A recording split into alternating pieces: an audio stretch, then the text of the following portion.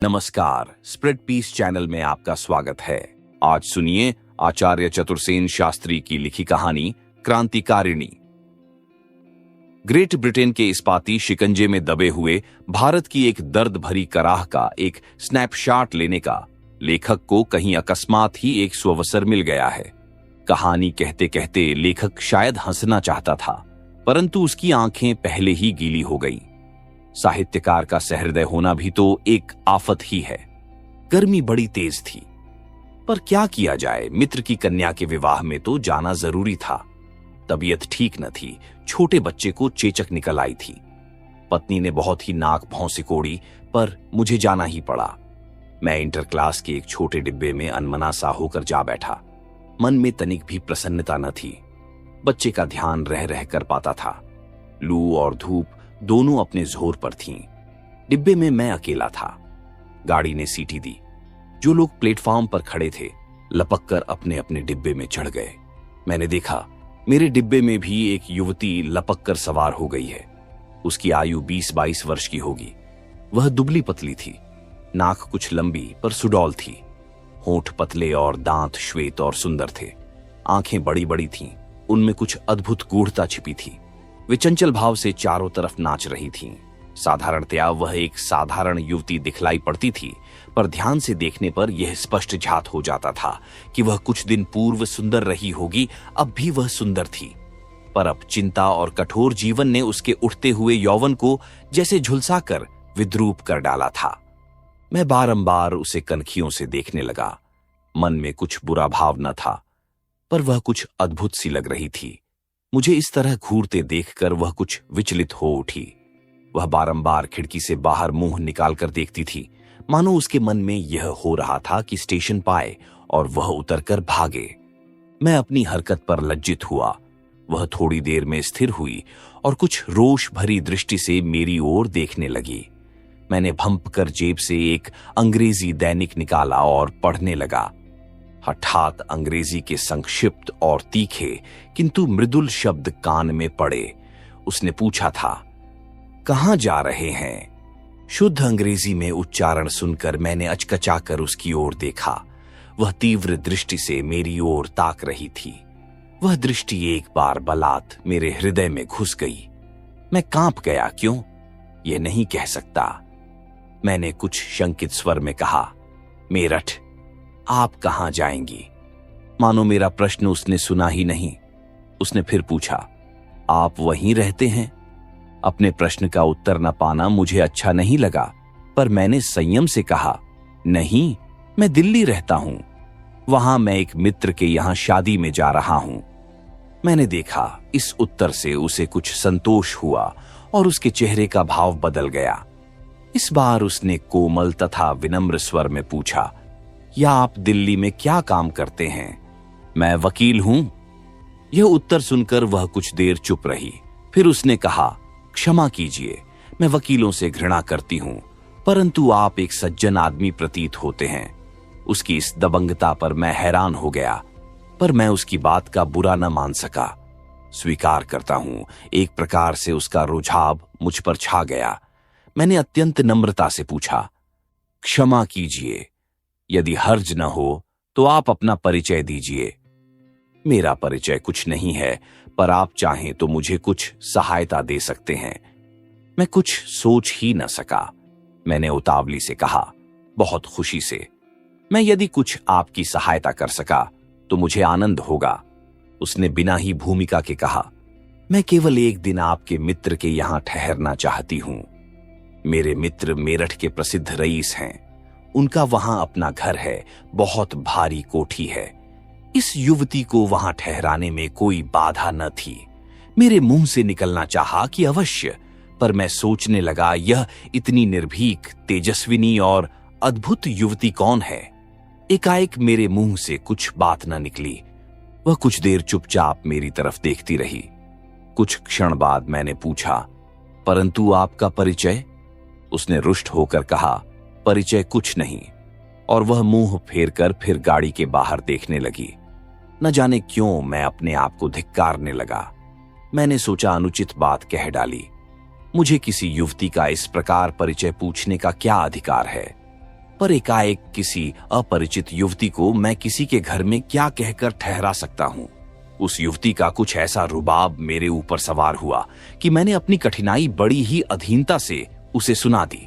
उसने उसी भांति तीक्ष्ण दृष्टि से मेरी ओर ताकते हुए स्थिर स्वर से कहा, इसमें कठिनाई क्या है? वे लोग आपका परिचय पूछेंगे। कहिए बहिन हैं, दूर के रिश्ते की हैं, ये भी चली आई हैं। विवाह समारोह में तो स्त्रियां विशेष उत्सुक रहती ही हैं। मैं अब अधिक नहीं सोच सका। मैंने कहा, तब चलिए, वह एक प्रकार से मेरा ही घर है, कुछ हर्ज नहीं। पर अब तो आप बहिन हुई ना, अब तो परिचय दीजिए। परिचय का नाम सुनकर फिर उसकी त्योरियों में वल पड़ गए और वह रोष में आ गई। उसने अत्यधिक रूखे स्वर में कहा, 3 बार तो कह चुकी महाशय, परिचय कुछ नहीं। अब मुझे कुछ भी कहने का साहस न हुआ। वह भी नहीं बोली, चुपचाप गाड़ी से बाहर ताकती रही। गाजियाबाद आ गया। मैंने बातचीत का सिलसिला शुरू करने के विचार से पूछा, आपको कुछ चाहिए तो नहीं? नहीं। उत्तर जैसा संक्षिप्त था वैसा ही रूखा भी था। ऐसी अद्भुत स्त्री तो देखी नहीं। मैंने सोचा, बड़ा बुरा किया जो ठहराने का वचन दिया।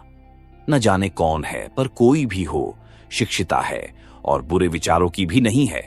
अवश्य कोई कुलीन स्त्री है, कुछ खानगी कारणों से यहीं आई होगी। अंग्रेजी पढ़ी लिखी लड़कियां ऐसी ही उद्दत हो जाती हैं। मैं यह सोच ही रहा था कि 5-6 आदमी डिब्बे में चढ़ आए। इनमें एक पुलिस का दारोगा भी था। 2 खुफिया पुलिस के सिपाही थे। दारोगा ने युवती की सीट पर बैठकर पूछा, आप कहां जाएंगी? वह बोली नहीं। दारोगा साहब ने साथ के कांस्टेबल से कुछ संकेत किया और फिर पूछा, आपने सुना नहीं? मैंने आपसे ही पूछा है, आप कहां जाएंगी? इस बार उसने दारोगा की ओर घूम कर देखा और शुद्ध अंग्रेजी में कहा, क्या आप टिकट चेकर हैं या रेल के कोई कर्मचारी? आप क्यों पूछते हैं और किस अधिकार से? इसके बाद उसने मेरी ओर देखकर कुछ कोपपूर्ण स्वर में शुद्ध हिंदी भाषा में कहा, तुम चुपचाप बैठे तमाशा देख रहे हो और यह आदमी बिना कारण मुझसे सवाल पर सवाल करता जा रहा है। इस बेशर्म को स्त्रियों से फालतू बातचीत करते जरा भी शर्म नहीं आती। मैं चौंक पड़ा। दारोगा मेरी ओर जिज्ञासा भरी दृष्टि से देखने लगा। 2 और भद्र पुरुष जो डिब्बे में आ गए थे, वे भी युवती के इस करारे उत्तर से चमत्कृत हो गए। मैंने संभल कर कहा, वह मेरी बहिन है, हम लोग मेरठ एक शादी में जा रहे हैं। आप क्या जानना चाहते हैं? दारोगा एकदम झेंप गया। वह शायद मुझे जानता था। युवती ने एक क्षण मेरी ओर देखा, उसके होंठ कांपे और फिर वह खिड़की के बाहर ताकने लगी। दारोगा ने जरा झिझकते हुए कहा, माफ कीजिए, मैं पुलिस। भद्र पुरुषों ने कहा, आप चाहे जो भी हों, पर स्त्रियों से ऐसा व्यवहार आपको न करना चाहिए, खासकर जब मर्द सफर में साथ हों। दारोगा ने कहा, आप लोग और वकील साहब और बहनजी भी मुझे क्षमा करें, मैंने बड़ी भूल की, पर मेरा मतलब कुछ और ही था। मैंने शेर होकर कहा, आप लोगों का हमेशा और ही मतलब हुआ करता है, पर भले घर की बहन बेटियों की कुछ इज्जत ग्राबरू होती है जनाब। दारोगा साहब बहुत लल्लो छप्पो करने लगे। बीच में एक स्टेशन और आया। मैं अभी तक दारोगा जी को डांट रहा था। युवती ने साफ शब्दों में कहा, भाई जरा पानी ले लो। मैंने गिलास में पानी लेकर उसे दिया। वह पानी पीकर चुपचाप फिर खिड़की के बाहर मुंह निकालकर बैठ गई। मेरठ पाया, हम लोग चले। उसके पास कुछ भी सामान न था। वह काले खद्दर की एक साड़ी पहने थी और एक छोटी सी पोटली उसके हाथ में थी। जेवर के नाम उसके बदन पर कांच की चूड़ियां तक न थीं, पैरों में जूते भी न थे। वह चुपचाप मेरे पीछे पीछे चली आई। मैंने तांगा किया और वह पीछे की सीट पर बैठ गई। मैं आगे की सीट पर बैठा और तांगा हवा हो गया। बहुत चेष्टा करने पर भी मैं उससे उसका नाम पूछने का साहस न कर सका। मैं सोचता था, वहां कोई नाम पूछेगा तो बताऊंगा क्या, पर फिर भी पूछ न सका। मित्र का घर आ गया और मैंने उसे बहन कहकर भीतर भिजवा दिया। उसने जाते जाते कहा, अवकाश पाकर आप 1 घंटे में मुझसे मिल लें। मैंने स्वीकृति दी और वह चली गई। 1 घंटे बाद मैं भीतर उससे मिलने गया। वह स्नान आदि से निवृत्त हो तैयार बैठी थी। मुझे देखते ही उसने कहा, एक टैक्सी मेरे वास्ते ला दीजिए, मुझे कहीं जाना है। मैंने सोचा, मेरठ जैसे छोटे से शहर में इसे टैक्सी में कहां जाना है। मैंने कुछ दबी जवान से कहा, तांगे से भी तो काम चल जाएगा। उसने रुखाई से कहा, नहीं, टैक्सी चाहिए। अजब औरत थी, जरा सी बात मन के विरुद्ध हुई नहीं कि उसके नेत्रों और चेहरे पर रुखाई आई नहीं। मैंने टैक्सी मंगाने नौकर को भेज दिया। अब मेरे मन में एक बात आई, इसे कुछ रुपए भी खर्च को देने चाहिए, पर कहूं कैसे? नाराज हो जाए तो?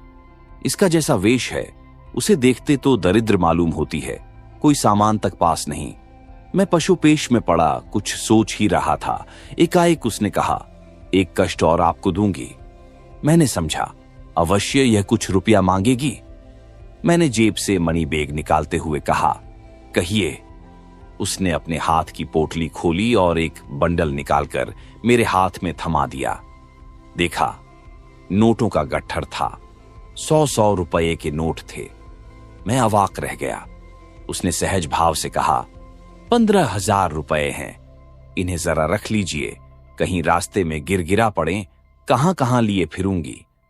मेरा तो सिर चकराने लगा। स्त्री है या माया मूर्ति, कपड़े तक वदन पर काफी नहीं और 15,000 रुपए हाथों में लिए फिरती है और बिना गवाह प्रमाण मुंह अपरिचित को सौंप रही है, मानो रद्दी अखबारों का गट्ठर हो। मैंने कहा, ठहरिए, रकम को इस भांति रखना ठीक नहीं। उसने लापरवाही से कहा, मैं लौट कर ले लूंगी, अभी तो आप रख लीजिए। जिस लहजे में उसने कहा, मैं अब टाल मटोल न कर सका। काठ की पुतली की भांति नोटों का बंडल हाथ में लिए विमूढ़ बना खड़ा रहा। टैक्सी आई और वह लपक कर उसमें बैठ गई। एक क्षीण मुस्कुराहट उसके मुख पर आई। उसने टैक्सी से मुंह निकालकर कहा, एक बात के लिए क्षमा कीजिएगा, मैंने रेल में आपको तुम कहा था। आवश्यकतावश ही यह अनुचित घनिष्ठता का वाक्य कहना पड़ा था। वह मानो और भी खुलकर मुस्कुरा पड़ी और उसकी सुंदर मोहक दंत पंक्ति की एक रेखा आंखों में चौंध लगा गई। दूसरे ही क्षण मोटर पाखों से ओझल हो गई। 3 दिन बीत गए, न वह आई न उसका कुछ समाचार ही मिला। तीनों दिन मैं एकटक उसकी बाट देखता रहा, न सोया न खाया न कुछ किया। कब विवाह हुआ और कब क्या हुआ मुझे कुछ स्मरण नहीं, मानो 1000 बोतलों का नशा सिर पर सवार था। छाती पर नोटों का गट्ठर और आंखों में वह अंतिम हास्य। बस उस समय मैं इन्हीं 2 चीजों को देख और जान सका। मित्र हैरान थे, पर मैं तो मानो गहरे स्वप्न में मग्न था। तीसरे दिन डाक से एक पत्र मिला। उसमें लिखा था, भाई, मुझे क्षमा करना, अब मैं आपसे नहीं मिल सकती। वे रुपए जो आपको दे आई हूं, मेरठ षड्यंत्र केस में खर्च करने को वहां के माननीय अभियुक्तों की राय से उनके वकीलों को दे दीजिए। मैं इसी काम के लिए मेरठ गई थी। आपसे मिलकर अनायास ही मेरा यह काम हो गया। रुपया इस पत्र के पाने के 24 घंटे के भीतर ठिकाने पर पहुंचा दीजिए, वरना जो लोग इसकी निगरानी के लिए नियत हैं, वे इस अवधि के बाद तत्काल आपको गोली मार देंगे। सावधान, दगा या असावधानी न कीजिएगा। इस पत्र के उत्तर की आवश्यकता नहीं। रुपया ठिकाने पर पहुंचते ही मुझे तत्काल उसका पता लग जाएगा। आपकी धर्म बहन। एक बार पत्र पढ़कर मेरा संपूर्ण शरीर कांप उठा और पत्र हाथ से गिर गया। इसके बाद मैंने झटपट झुककर पत्र को उठा लिया। भय से इधर उधर देखा, कोई देख तो नहीं रहा। मेरी आंखों में आंसू भर आए। मैं नहीं जानता क्यों। मैंने पत्र को एक बार चूमा और फिर आंखों और माथे से लगाया। इसके बाद उसे उसी समय जला दिया। नोटों का बंडल अभी भी मेरी जेब में था। रुपये मैंने किसे दिए, वह प्राण देकर भी मैं किसी को नहीं बताऊंगा। हां, इतना अवश्य कह देता है कि मैं इस काम से निपटकर शीघ्र ही दिल्ली चला पाया, पर कई दिन तक कचहरी न जा सका। ऐसा मालूम होता था मानो शरीर की जान सी निकल गई हो। एक दिन संध्या समय मेरे नौकर ने कहा, कुछ लोग बहुत आवश्यक काम से आपसे भेंट किया चाहते हैं। बैठक में जाकर देखा तो वही दारोगा जी थे। उनके साथ सुपरिंटेंडेंट पुलिस और सीन्जो आइजो डीजो इंस्पेक्टर भी थे।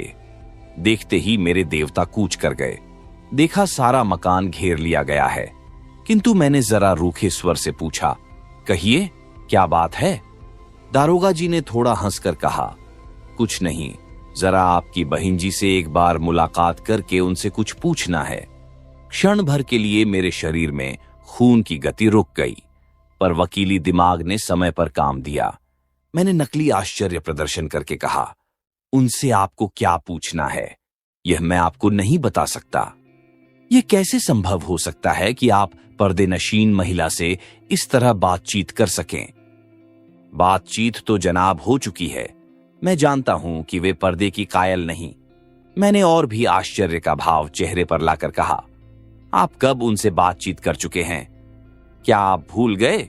उसी दिन रेल में। मैं नहीं समझता आप किस दिन की बात कह रहे हैं। दारोगा जी जोर से हंस पड़े। उन्होंने दाढ़ी पर हाथ फेर कर कहा, यह तो अभी मालूम हो जाएगा। मैंने खूब गुस्से का भाव चेहरे पर लाकर कहा, किस तरह?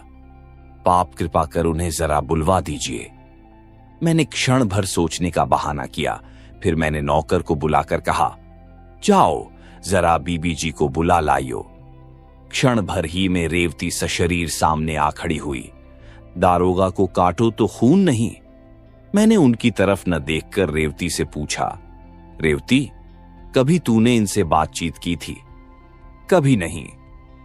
दारोगा जी ने घबरा कर कहा, ये वे नहीं हैं साहब। मैंने रेवती को जाने का इशारा करके कहा, जनाब, मैं आप पर हतक का दावा करूंगा। सुपरिंटेंडेंट साहब अब तक चुपचाप बैठे थे। बोले, आपकी कुल कितनी बहिनें हैं? मैंने कहा, एक यही है। ये आपके साथ उस दिन मेरठ जा रही थीं। ये कल ही कलकत्ता से आई हैं। तब उस दिन आपके साथ कौन थी? किस दिन? मुझे कुछ याद नहीं आता। आप किस दिन की बात कह रहे हैं? दारोगा जी बोल उठे, ये तो अच्छी दिल लगी है। मैंने कहा, जनाब, दिल लगी के योग्य मेरा आपका कोई रिश्ता नहीं है। सुपरिंटेंडेंट साहब झल्ला उठे। बोले, आपके मकान की तलाशी ली जाएगी, ये वारंट है। मैंने और भी गुस्से और लाचारी के भाव दिखाकर कहा, विरोध करना फजूल है। आप जो चाहें सो करें, मैं कानूनी कार्यवाही कर लूंगा। 6-7 घंटों तक तलाशी होती रही। पुलिस ने सारा घर छान डाला। खींचकर सुपरिंटेंडेंट साहब बाहर निकल आए। मैंने भी खूब रोष दिखाकर कहा, जनाब, अब आप जरा तलाशी पर अपनी रिपोर्ट भी लिख दीजिए। सुपरिंटेंडेंट साहब मेरी ओर घूरने लगे, पर मैंने बाजी मार ली थी। वही धवल दंत पंक्ति मेरी आंखों में प्रकाश डालकर हृदय में साहस का संचार कर रही थी। सुपरिंटेंडेंट साहब ने कहा, क्या आप उस स्त्री के विषय में कुछ भी नहीं बताएंगे? किस स्त्री के संबंध में? जो उस दिन आपके साथ मेरठ जा रही थी। किस दिन? सुपरिंटेंडेंट साहब चुपचाप होंठ चबाते रहे। दारोगा जी झेप रहे थे, बड़बड़ा भी रहे थे। सुपरिंटेंडेंट साहब ने हैट उठाकर कहा, बहुत अच्छा, अभी तो जाते हैं, लेकिन बेहतर था आप सब बता देते। मैंने जोर से मेज पर हाथ पटक कर कहा, कल ही मैं आपसे अपने इस अपमान का जवाब तलब करूंगा। सुपरिंटेंडेंट साहब चल दिए। मैं भी साथ ही बाहर तक आया। सैकड़ों आदमी इकट्ठे हो गए थे। जब पुलिस अपनी लारी में लद गई तो मैंने पूछा, आप ईश्वर के लिए यह तो बता दीजिए कि आप किसे ढूंढते फिरते हैं? सुपरिंटेंडेंट साहब ने खींचकर कहा, मिसेज भगवती चरण को। आप सुन रहे थे आचार्य चतुर्सेन शास्त्री की लिखी कहानी क्रांतिकारिणी।